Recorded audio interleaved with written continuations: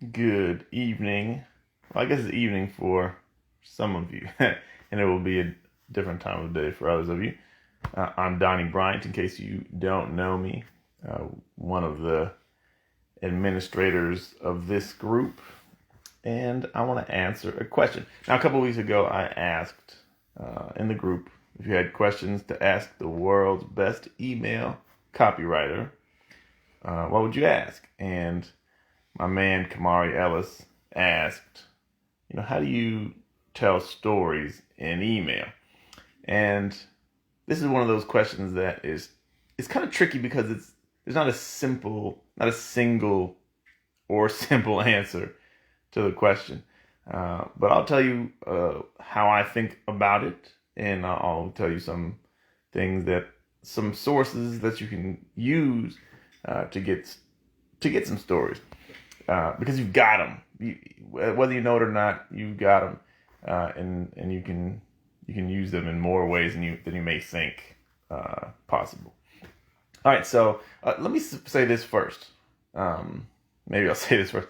A lot of people, let's say this: a lot of teachers, a lot of people who call themselves teachers or whatever, they're trying to teach how.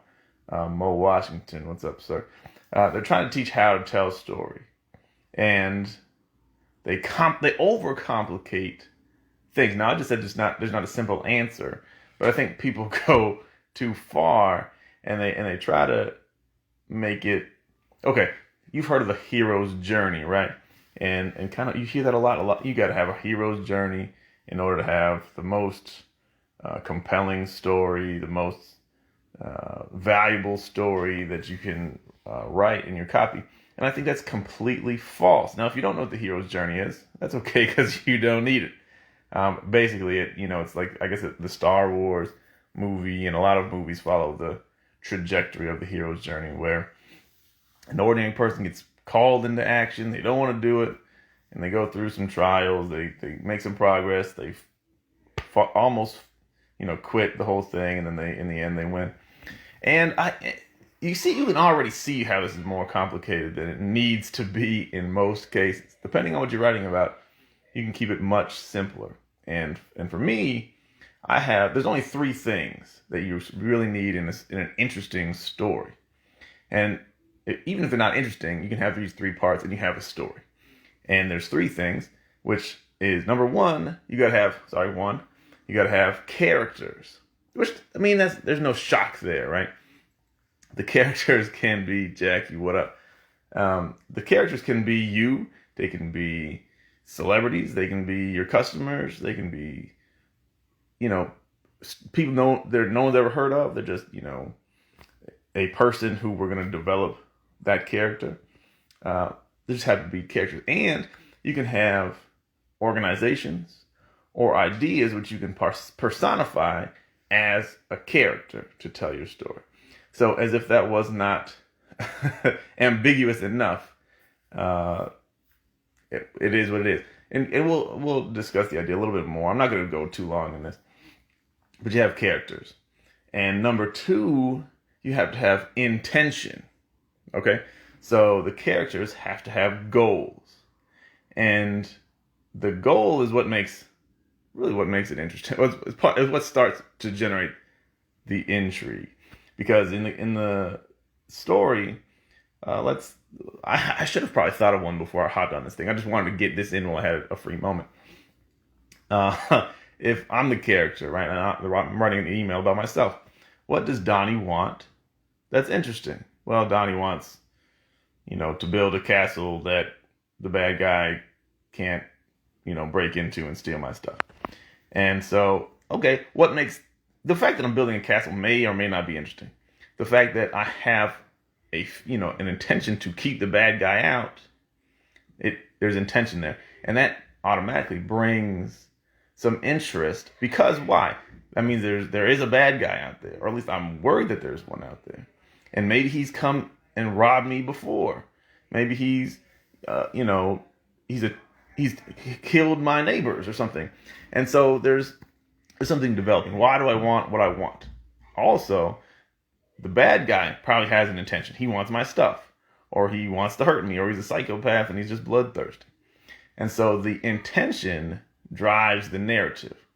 Now, when you're talking about something like, you can kind of sneak this in. And in the copy that I write, a lot of times we're not necessarily talking about individuals, but we might be talking about organizations. So here's an example. If you're, you're writing a health, something related to health. There's easy bad guys in health. You're not necessarily pointing out the guy who runs the cigarette company, but you just say Big Tobacco. Boom, there's a character. Big Tobacco is hiding this information from you. Now, you can see there's intention in the fact that he's hiding something. He's sneaking something. That means it's subtext, but that means there's something that's bad, something that you deserve to know, something that if you found out, you'd be mad about. And the intention is, I'm going to hide this so I can continue to get the billions of dollars I'm making from selling cigarettes. Bishop Daniels, what's going on? It's good to see you. So the intention makes it interesting. Yeah, Mo, you got it. Kamala Harris says they're coming for you. See, there's intention and there's characters. Who's they? We know who they are, but just the fact that there is a they makes it interesting. There's a you, and there's the intention. They're coming for you. They're coming. They want to do devious things to you. But you get where I'm going with this. You can say, even if it's really subtle, the IRS doesn't want you to know this. Now, the IRS is a character. The fact that they don't want you to know something, their intention is to take advantage of you and to take advantage of your ignorance about something so they can take some of your money or a lot of your money. And so you see, it's subtle, but it's there, and subconsciously you understand. So if you said the IRS passed this law, it's kind of boring. The IRS sneakily passed this law. Or the IRS doesn't pass laws. They make codes or whatever, right? They sneakily did it. Under the cover of darkness, they passed this new program. And he said, why are they sneaking around? And so there's interest there. So number one, characters. And if they're interesting characters, all the better. If they're characters that people know and have feelings about, they bring their own feelings and experiences and memories to the story. Now you kind of got to know how your audience probably feels about them, just to make sure that your story, your intentions and all those things match up with what they believe, unless you feel like shocking them and telling them something different. But just be aware that that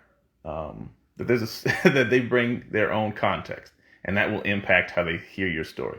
Janice, what's going on? So this is very important. So you got characters. Interesting characters are better. Known characters are often better. And especially if you're just talking about celebrities. People like to hear stories about Steve Harvey. They like to hear stories about Michael Jordan. They want to hear stories about Kanye West. It's just interesting automatically because people have extreme feelings about those individuals. Okay. Second thing is intention. What does that person want? What are they trying to accomplish? And their internal state that's driving the narrative connects with the reader. You got to make sure it does that. So you have to know what your reader wants as a macro thing. Your reader wants to lose weight. Your reader wants to gain weight. Your reader wants to get healthy. Your reader wants to get hooked up. They want to get booed up, right? So what is it that you're writing to them about? And now you connect the intention of your characters somehow to, so they connect with the intention or the desire of your reader. Big Pharma is trying to hide this from you. What are they trying to hide? They're trying to keep me from getting healthy. That's the thing that I want. Or the dating, what is it, Tinder, the secret thing that Tinder doesn't want you to know about its algorithm. I don't know if they have an algorithm. I assume they do. Why are they trying to hide this? How can I hack it? See what I'm saying? So that now you're interested in what I want is to go on. I shouldn't even say I want to go on Tinder and find somebody because I don't. But if I were trying to get some attention on Tinder, I would want to know this. And so anyway, there's intention there. Now the third thing, like I said, there's only three things. The third thing is tension. So you got intention and then you got tension. Tension meaning you don't know how it's going to turn out. You don't even necessarily, it doesn't have to be super long, But it's just a question of will he or won't he? Will she or won't she be able to accomplish this thing? How is it going to happen? How does the transformation happen? Because one of the things, and you know this when you pick a TV show to watch or a movie to go see, I think they're closing all the theaters again because of COVID. But in the movie, the character changes, and that's what really makes us connect with the movie, to see how they go from, lonely to in love, how they go from weak and cowardly to brave and strong. We want to see that. But in a way, their story is our story, right? We want to see ourselves reflected in that. And so, again, you kind of got to know what your audience desires, where they want to go, where they are and where they want to be. And then you can kind of show how the character arc in the characters in the story go all the way to where they want to be. So, Jackie, the third thing is tension, as in, you can call it drama. A lot of times they'll call it conflict when you're talking about a story. It doesn't have to be a conflict. It's just tension where you don't know how it's going to turn out. You probably get, in most of these stories, it's going to have a happy ending. Not always. Sometimes they'll $1 million baby you.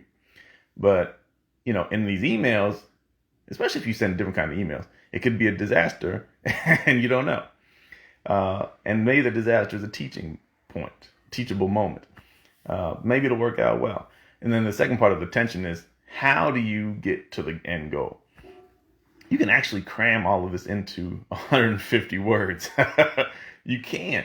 You probably don't need to do that, because if you're going to send a short email, you begin the story and then you finish telling the story on the page that you're linking to. You got a landing page, a sales page, a video, a podcast, or whatever. And then you can set it up in the email. You introduce the character, introduce the tension, and the intention kind of comes right along with it. And then you leave the cliffhanger, and then the reader says, I got to know how this tension is resolved. Because when you get somebody wound up, just like an episode of whatever your favorite TV show is, if it's a drama, they end on a cliffhanger, and you got to come back next week to resolve that tension. So you already know how this works. And you could do that in an email. You could do that to get people to read your next email also, depending on what your strategy is. So anyway, this is already longer than I meant for it to be. But there's 3 things. If you have characters, you can develop these characters, and you can also develop them over time. And give them intention, they want something. And the thing that they want is related to the thing that your real life readers want. At least for this story. Because if you're telling a story about Michael Jordan, he probably has different goals, different macro goals than I have. But in this story, Michael Jordan's goal is to do the thing that I want to do, or it's related to it, or the thing that he wants is going to teach me a story about the thing that I want. Third thing being tension. How does it happen? Because it can't just be, I walked in the store, I bought a pack of bubble gum, and I left. You see, there's details there. There's setting there. There's a character there. There's no real intention, and there's no tension. And if I said, I went into the store to buy some bubble gum because I just wanted some bubble gum. And I saw my 3rd grade teacher. She hated me. And I swore if I ever saw her as an adult, I would tell her something about herself. Now there's some tension there, right? Your initial intention to get some bubblegum turns into my intention now to get some get back on my 3rd grade teacher who traumatized me. You see what I'm saying? All right. So those are the 3 things. And there's a lot, like I said, there's a lot to do with those 3 things, but you can keep it simpler than you probably think and free yourself from the bondage of thinking you got to go through one of these 3 act things and all that. You don't need to do all that. Introduce a character or characters who have intention, and then leave some tension whereas they don't know how to, where the reader doesn't know how they're going to accomplish the thing they want to accomplish. All right. Now, I said I would tell you a couple of sources where you can get stories. You can find them. And we probably talked about a couple as we're here. But think about it you could just, think about these. You have your own stories from your own life and your own business where those things are instructive where those things are instructive and interesting for the reader. I didn't steal the gum. I won't tell you what I did to the teacher, right? Sorry, that Mo is sending me messages and making me laugh. What was I saying? Okay, yeah, stories from your own life, or your own business, or your own adventures. One of the things that you can do that will really make your emails better, your copy better, and your life better is to do interesting things. Just have, you say, I'm going to have an adventure today.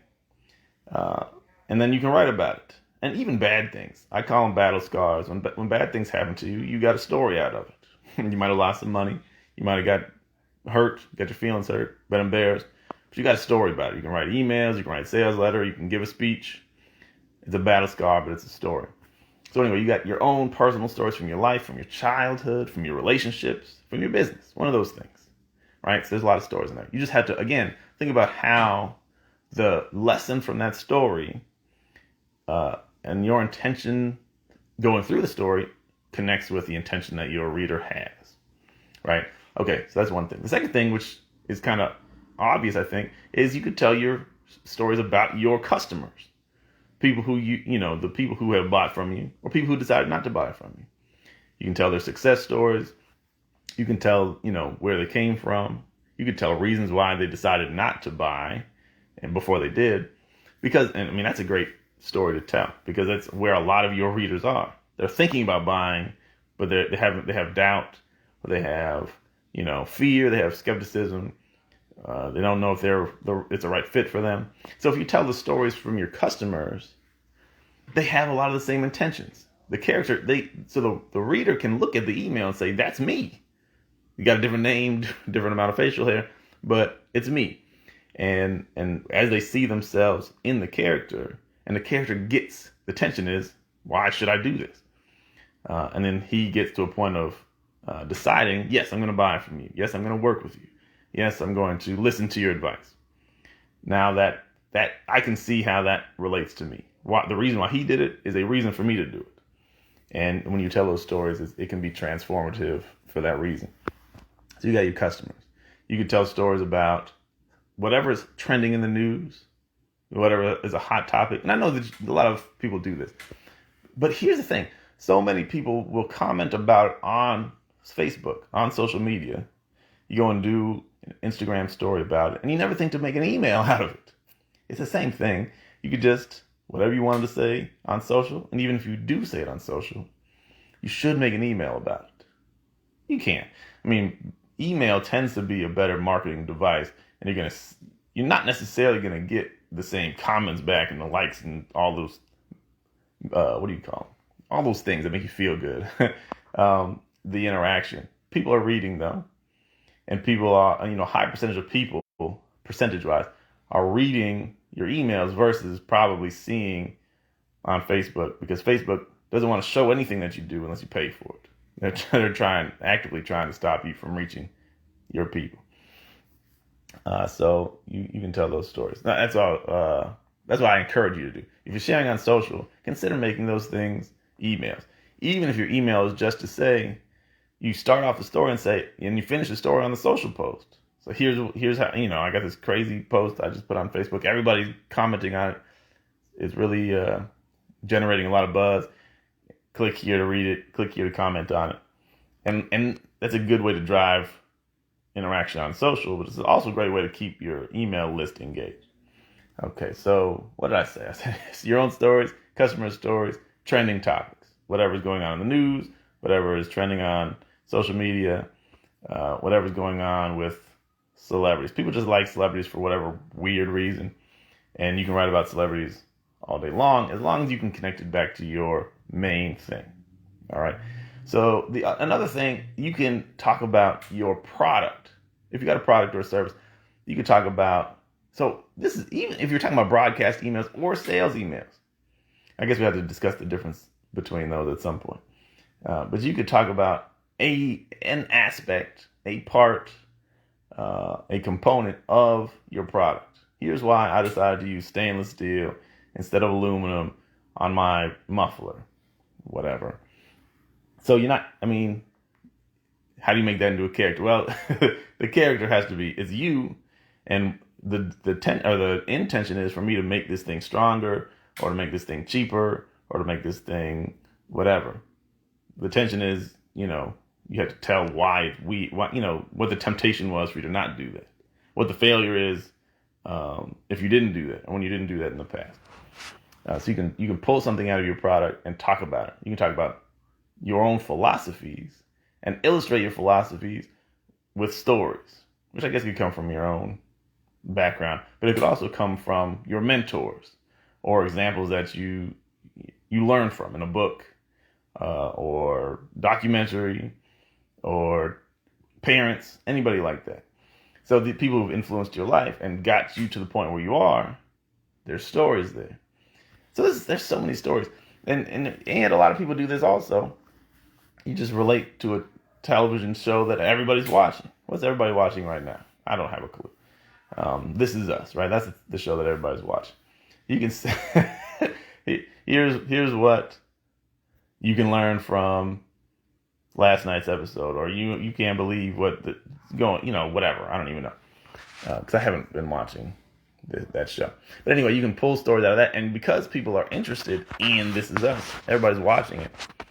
They'll want to see, not all, but a good percentage of them. They're going to want to just see a different perspective, hear a different way of processing the episode that they loved when they turned on last night.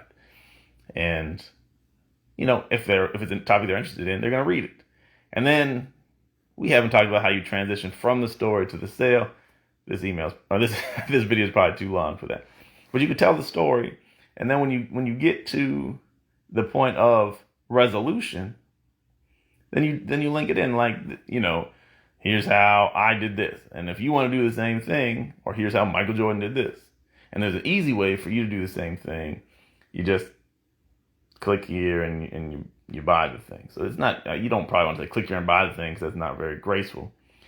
But that's kind of the idea. You tell the story to get them interested, to get them in an emotional state where they are receptive and they have desire towards the thing that you're talking about, selling or whatever. And you present them with the opportunity to improve their life by buying the thing, which is what you're doing. As long as you're selling something that's good for them, and you believe that it's good for them, then you should do everything in your power to show them, get them interested, paying attention, and emotionally ready to take that step. So, all right, that's all I'm gonna say about stories for now, because I feel like I'm rambling. I have a couple minutes. If you have questions, you can feel free to ask. I probably should just shut up and get off of here, because but I'm gonna stick around for a second. And if you have any questions, feel free to ask. Otherwise, I'm just gonna ramble for a few more minutes, and that will be uncomfortable for all of us.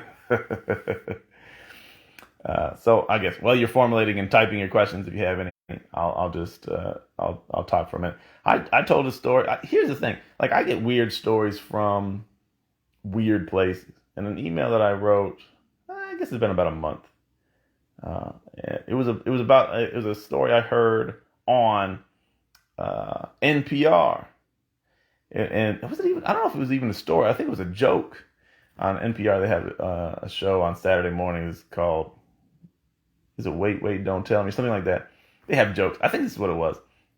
And they were talking about how the government sued Coca-Cola to take a drug out of the formula. And I said, okay, well, we all know there's cocaine in Coke. But the kicker, the weird, what do you call it? The hook is the lawsuit wasn't about cocaine. The lawsuit was about caffeine. And I said, that is really interesting. To me, that's interesting. And I actually heard that story. It was like 2 years ago, something like that. And I said, I'm going to write an email about that one of these days. And about a month ago, I finally came up with a reason to do it. But anyway, you find a story in a weird news show, or you can, you turn, like I said, turn a joke into an email. And it wasn't even a joke.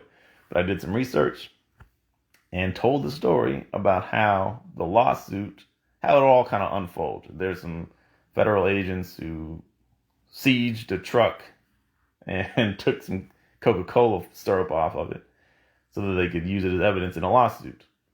And anyway, the subject line, which I've shared in the group, I think the winning subject line in terms of open rate was,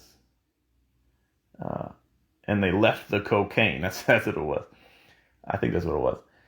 And they left the cocaine with ellipses preceding it.